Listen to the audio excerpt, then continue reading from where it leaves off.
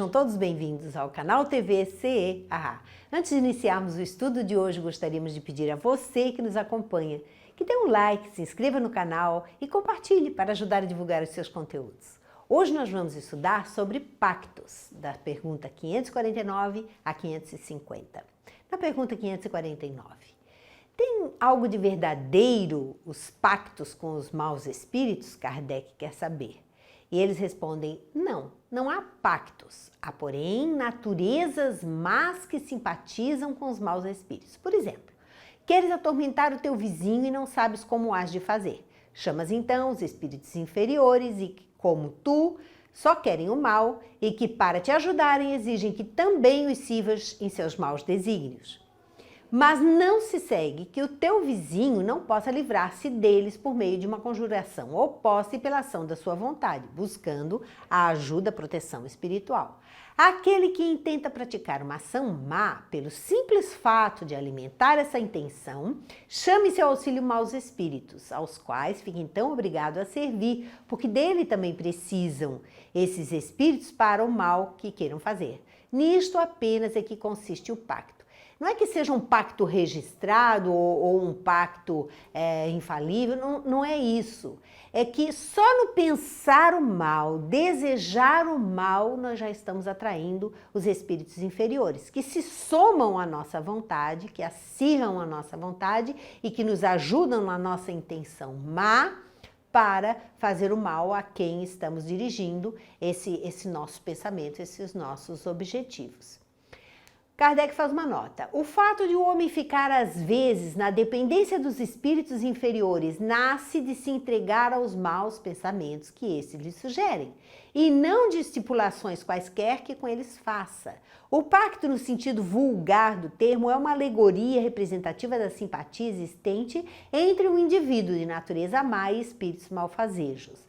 Essa sintonia vibratória que faz com que os espíritos acabem se ligando e aquele encarnado que estava desejando o mal acaba se tornando como que um prisioneiro daqueles espíritos que são de ordem inferior.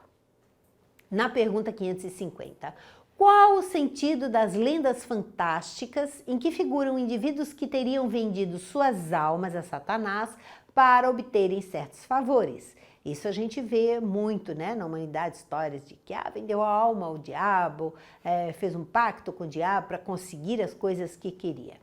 O que é que eles respondem? Todas as fábulas encerram um ensinamento e um sentido moral. Todas as histórias têm algum fundamento, algum ensinamento. O vosso erro consiste em tomá-las ao pé da letra.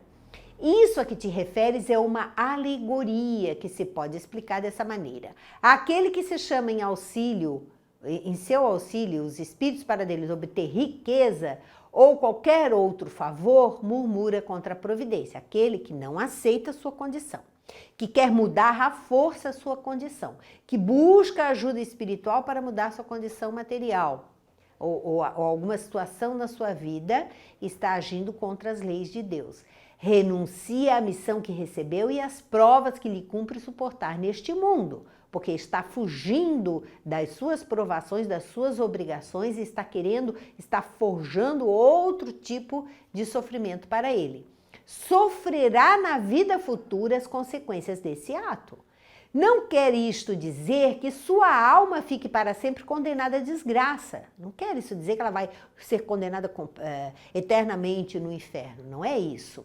Mas, como em lugar de se desprender da matéria, nela cada vez se enterra mais, perderá no mundo dos espíritos o que houver ganhado em prazeres terrenos, até que tenha resgatado a sua falta, por meio de novas provas, talvez maiores e mais penosas. Então, aquele que procura fugir das suas provas buscando a ajuda dos espíritos inferiores, esses estão forjando muito mais sofrimento, estão fazendo muito mais sofrimento para o seu futuro. Por quê? Pelo simples fato de se apegarem às coisas materiais, ele não consegue se desapegar, ele não consegue se desligar quando desencarna. Então, o seu sofrimento é muito maior e o seu retorno à carne também será de muito maior sofrimento. Coloca-se, por amor dos gozos materiais, na dependência dos espíritos impuros. Estabelece-se assim, tacitamente entre eles, um pacto que o leva à sua perda, mas que lhe será sempre fácil romper se o quiser firmemente, granjeando a assistência dos espíritos bons. Então, podemos fazer esse caminho inverso, podemos procurar romper essa sintonia espiritual inferior? Pode-se, mas para isso vamos ter que ter muita força de vontade, mudar a nossa atitude mental, mudar a nossa atitude moral para sermos espíritos fortes, termos fé, termos consistência para fazer essas mudanças. No Livro dos Médiuns, segunda parte, capítulo 17, item 212, nós vamos encontrar: se é importante não cair o médium sem o querer na dependência dos maus espíritos, ainda mais importante é que não caia por espontânea vontade. Algumas pessoas, na impaciência de verem desenvolver-se em si as faculdades mediúnicas, desenvolvimento que consideram muito demorado, se lembram de buscar o auxílio de um espírito qualquer, ainda que mal, contando despedi-lo logo. Muitos hão tido plenamente satisfeitos seus desejos e escrito imediatamente. Porém, o espírito, pouco se incomodando com o ter sido chamado na pior das hipóteses, menos dócil se mostrou em ir-se do que em vir, em se desligar do médium do que quando ele foi chamado. Diversas conhecemos que foram punidas da presunção de se julgarem bastante fortes para afastá-los quando quisessem, por anos de obsessões, que de toda espécie, pelas mais ridículas mistificações, por uma fascinação tenaz e até por desgraças materiais e pelas mais cruéis decepções.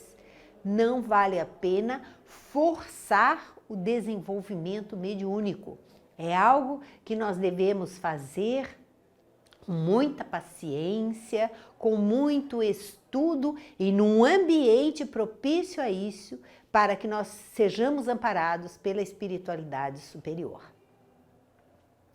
No item 278, nós vamos encontrar que uma questão importante se apresenta aqui, a de saber se há ou não inconveniente em evocar maus espíritos. Então, aqui ele está falando da evocação dos maus espíritos.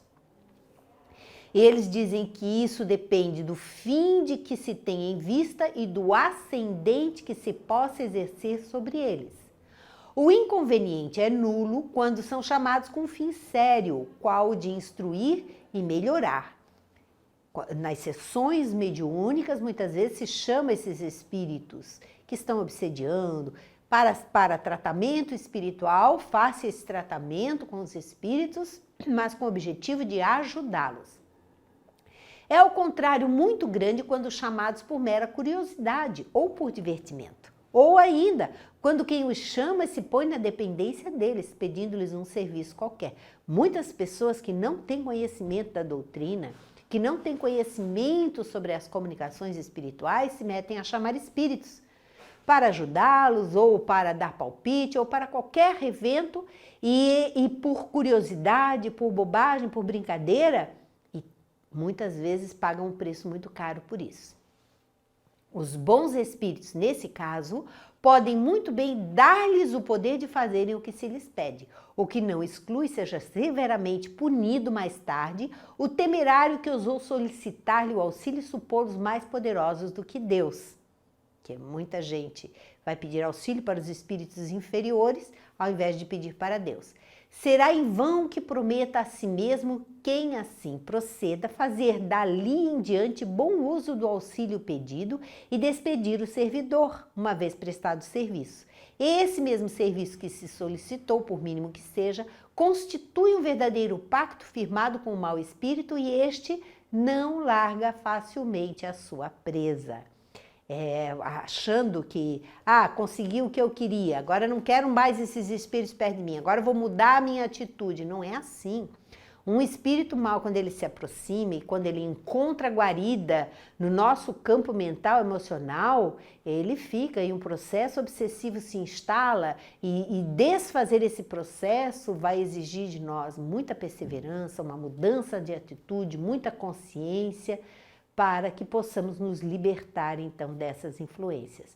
E o que as pessoas fazem com pressa, com rebeldia, não aceitando as leis de Deus, ou não procurando a Deus, ou confiando mais na ação dos espíritos ou de determinados médiuns do que do próprio Deus, do seu contato interno com Deus, isso só faz prejudicar a todos nós, porque o que nós precisamos e aprendemos através da doutrina espírita é desenvolver a nossa fé, a nossa intuição, a nossa relação com o nosso anjo da guarda, com o nosso espírito amigo, porque dessa relação só vai resultar coisas boas para nós e para a nossa vida. Assim nós encerramos mais um módulo do Livro dos Espíritos. Muito obrigada e até o próximo encontro.